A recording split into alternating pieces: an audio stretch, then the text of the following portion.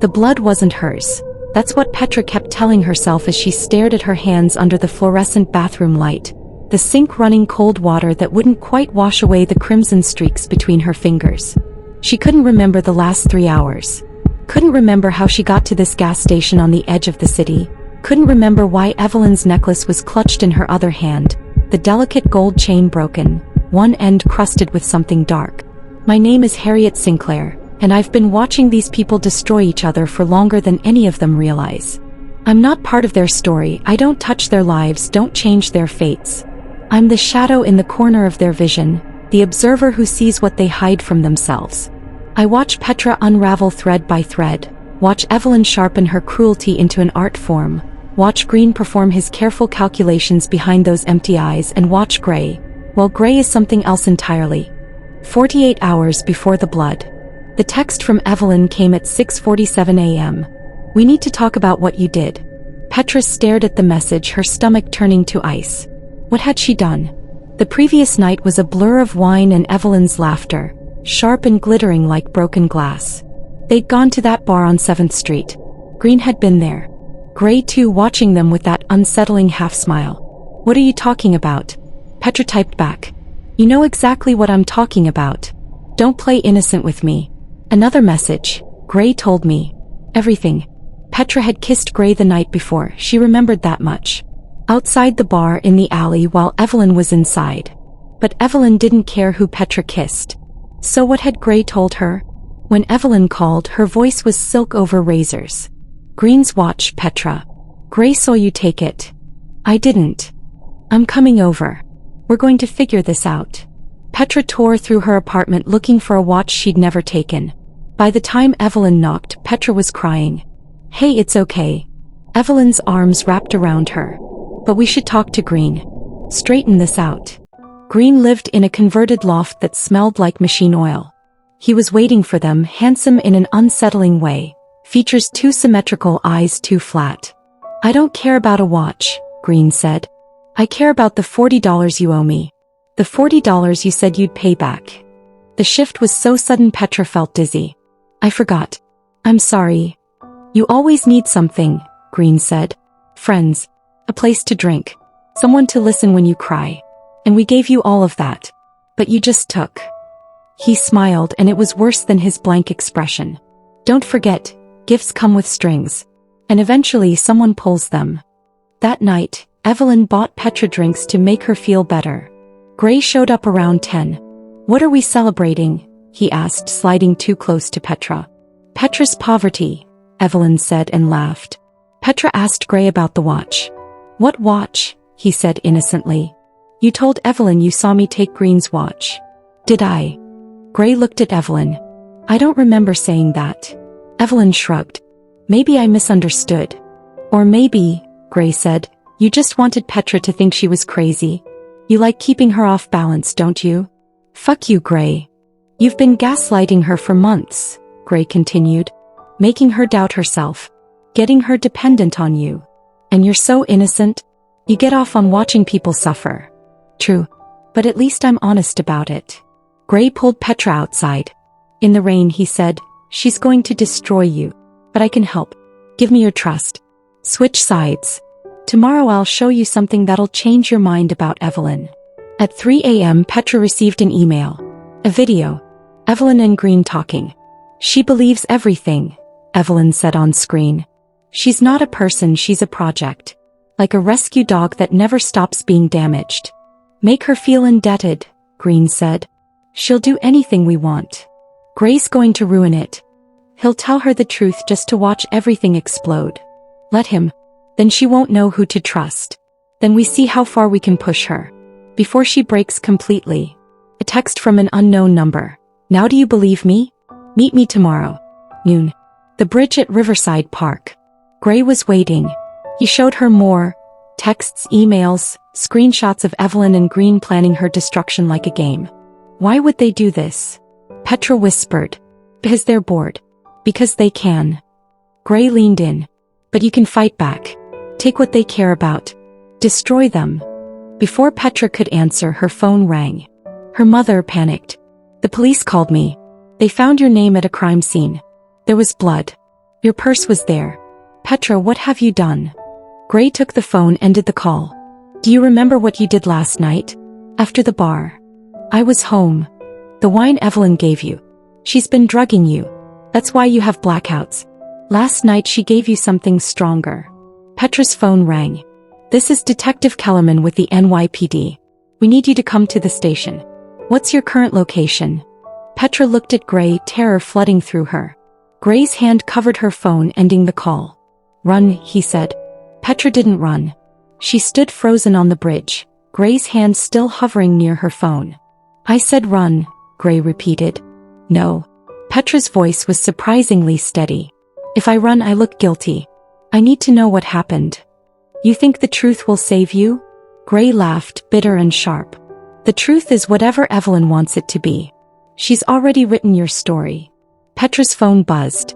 A text from Evelyn. The police just called me asking about you.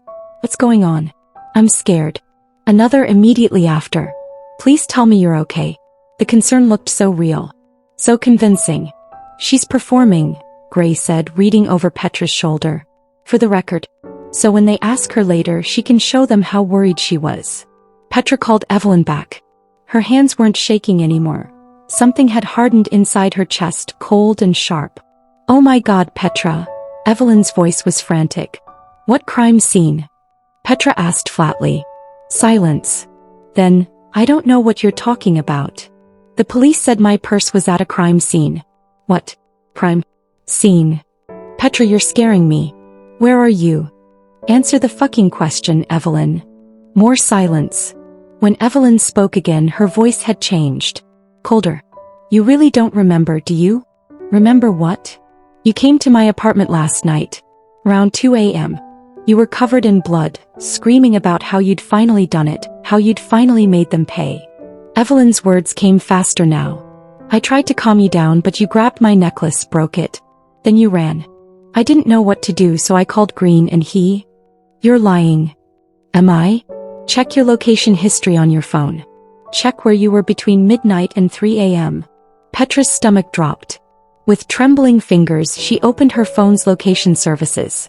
The timeline showed her leaving her apartment at 1:47 a.m., traveling to Evelyn's building, staying there for 18 minutes, then moving to an address she didn't recognize in Red Hook, an industrial area by the waterfront. No, Petra whispered. Gray took the phone from her hands, studied the screen. His expression darkened. This is fake. She's spoofing your location data. Or, Evelyn's voice came through the speaker. You actually did something terrible and Gray's trying to convince you you're innocent because that's what he does. He makes chaos. It's his favorite game. Hang up, Gray said. But Petra couldn't move. Green's in the hospital, Petra, Evelyn continued. Someone broke into his apartment and attacked him. Beat him badly. And your purse was found at the scene. Your DNA is going to be everywhere. The world tilted. I couldn't. The wine you drank at my place last night? I saved the bottle. For the police. So they can test it. So they can see that no one drugged you. That you were just drunk and angry and finally snapped. Gray grabbed the phone and threw it into the river. She's setting you up, he said urgently. Everything she just said is designed to make you doubt yourself, to make you compliant when the police come. But the location data can be faked. Your purse can be planted. Evelyn's been planning this for weeks, Petra. Maybe months. Why? Why would she do this? Gray's expression was almost pitying. Because she can. Because watching someone's life implode is entertainment to her. Because she's a psychopath with too much time and too much intelligence and not enough empathy. Petra's legs gave out. She sat hard on the stone bridge, her back against the railing. What do I do? She whispered. You disappear. I'll help you. I have money, connections. If I run, I'm guilty. If you stay, you're fucked. Gray crouched in front of her. Listen to me. Evelyn has evidence. Real or manufactured, it doesn't matter. She has your purse at Green's apartment. She probably has security footage edited to show you there. She has a narrative that makes sense. Unstable girl from the Midwest, stops taking her meds, spirals, attacks the friend she thinks is controlling her. But Green, is he really in the hospital? I don't know. Maybe. Or maybe he's in on it, playing victim. Gray's eyes searched hers. You can't trust anything anymore. That's what they've done to you.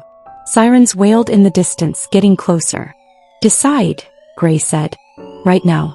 Run with me or face them alone. Petra closed her eyes. Tried to remember last night. Tried to find any memory of leaving her apartment, of going to Evelyn's, of going to Green's. There was nothing. Just black space where hours should have been. She opened her eyes and looked at Gray. Really looked at him.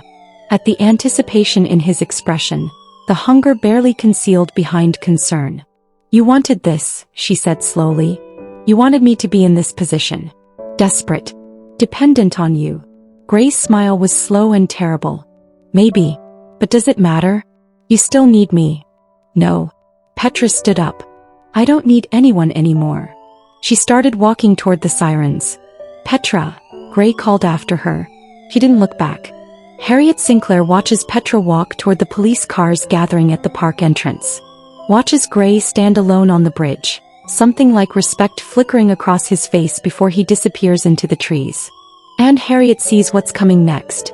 The interrogation room, the evidence presented like cards in a rigged game. The moment when Petra realizes the truth is so much worse than she imagined. Because Green isn't in the hospital. Green is dead. And Petra's DNA is under his fingernails. The interrogation room smelled like burnt coffee and desperation. Detective Kellerman sat across from Petra, a manila folder between them like a weapon waiting to be deployed. Tell me about your relationship with Green Castellano, he said. He was a friend. Sort of. Petra's voice was hollow. I owed him money. $40. Yes. Kellerman opened the folder. Crime scene photos spilled across the table. Green's apartment. Blood on white walls. A body bag. He's dead. Petra's voice cracked. You sound surprised. I'm surprised. I wasn't. Your purse was found next to the body. Your fingerprints are on the murder weapon. A vintage camera. Your camera, according to your roommate from Ohio who we contacted. Emma. Her grandmother's camera. The one she'd been planning to sell to pay Green back. I don't understand. Here's what we understand. Kellerman leaned forward. You owed Green money. You went to his apartment last night around 2:30 a.m. There was an argument. It escalated. You hit him with the camera. Multiple times. Then you fled to Evelyn Hart's apartment, where you confessed what you'd done. No. That's not. Evelyn's lying. Is she? Kellerman slid another photo across. This is from Evelyn's building security camera. That's you entering at 2:51 a.m. Covered in blood. Petra stared at the image. It was her face. Her jacket. Blood on her hands. But she didn't remember. Couldn't remember. I want a lawyer, she whispered. That's your right. Kellerman started gathering the photos. But before I go, you should know. Evelyn Hart came involuntarily this morning. Gave a full statement. Provided the wine bottle from last night unopened, proving she didn't drug you. She's devastated, by the way. Keeps saying she should have seen the signs, should have known you were capable of this. He stood to leave. Wait, Petra said. What about Gray? Gray. Petra realized she didn't know his last name. Didn't know anything about him except his first name and his ability to appear when things fell apart. He was there. At the bar. He knows. We have no record of anyone named Gray being with you last night. Evelyn didn't mention anyone by that name. The bartender at the 7th Street establishment doesn't remember a third person in your group. Petra's blood went cold. He was there. I talked to him. He gave me evidence about Evelyn, about how she was manipulating me. Evidence you can show me? The phone. Gray had thrown it in the river. He destroyed it. Kellerman's expression said everything. Crazy girl. Making up stories. Classic deflection. After he left, Petra sat alone in the fluorescent silence. 3 hours later, her lawyer arrived. A public defender named Iris, young and exhausted and professionally sympathetic. They have a strong case, Iris said, reviewing the file. Your DNA under the victim's nails suggests he fought back. The camera has your fingerprints. The security footage shows you at 2 crime scenes. And Evelyn's testimony is damning. She's lying. Can you prove that? Petra thought about the video Gray had shown her. The conversation between Evelyn and Green, planning her destruction. But Gray didn't exist. Not according to the bartender. Not according to Evelyn. Not according to anyone. What if, Petra said slowly, what if I really didn't do it? What if someone made it look like I did? To what end? To destroy me. Completely. Iris studied her. Do you remember being at Green's apartment? No. Do you remember being at Evelyn's? No. Do you remember anything between midnight and 4 a.m.? Petra shook her head. Then here's the problem, Iris said gently. Even if someone is framing you, even if this is all an elaborate setup, you can't prove it. And the prosecution doesn't need to prove motive. They just need to prove you did it. Which, based on the evidence, they can. That night, alone in her holding cell, Petra finally understood. There was no Gray. There had never been a Gray. Gray was Evelyn. The voice on the phone. The texts from unknown numbers. The videos that appeared at 3 a.m. All Evelyn using voice modulation apps, burner phones, editing software. Creating a phantom savior. Someone for Petra to trust when Evelyn betrayed her. Someone to isolate her further, make her paranoid, make her doubt everyone. And when Petra was unstable enough, vulnerable enough, blackout drunk enough, Evelyn had taken her to Green's apartment. Maybe Green was already dead. Maybe Evelyn killed him. Maybe Green had been in on it until the end, until Evelyn decided one victim wasn't enough. Petra would never know the truth. That was the point. The cruelty wasn't just the framing. It was the uncertainty. The eternal question of whether she'd actually killed Green during a blackout, or whether she'd been an unconscious puppet in someone else's murder. Either way, her life was over. Harriet Sinclair watches from outside the cell, though no one can see her. She sees what Petra doesn't. Evelyn in a coffee shop across town, scrolling through news articles about the arrest. Smiling. She sees the hotel room where someone who looks exactly like Gray is packing a suitcase, preparing to leave the city forever. Because Gray does exist. But he was never Petra's savior. He was Evelyn's partner. Her co-conspirator. The one who played the role of ally so perfectly that even now Petra can't tell what was real. And Harriet sees the evidence that will never be found. The real security footage from Green's building, showing Evelyn dragging an unconscious Petra inside. The toxicology report Evelyn bribed someone to alter. The camera that Evelyn carefully pressed into Petra's sleeping hand before bringing it down on Green's skull. Evelyn's masterpiece. The perfect crime with an imperfect victim who will spend the rest of her life wondering if she's a murderer. 2 weeks later, Petra accepted the plea deal. 15 to 25 years for manslaughter. On her last day before transfer to prison, Evelyn visited. "I'm so sorry this happened to you," Evelyn said through the glass partition, tears in her eyes that might even have been real.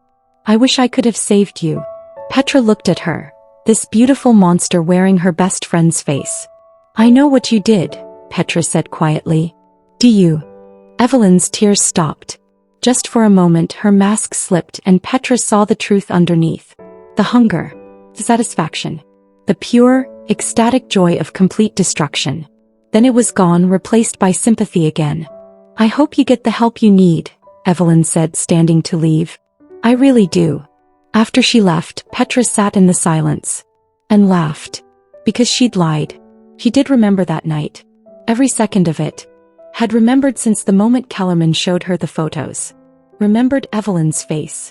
Remembered the camera in her hand. Remembered Green's last words. "We took it too far." Remembered killing him. The manipulation, the gaslighting, the systematic destruction of her sanity. All of it was real. But so was the murder. Evelyn had created a monster. And the monster had finally done exactly what monsters do.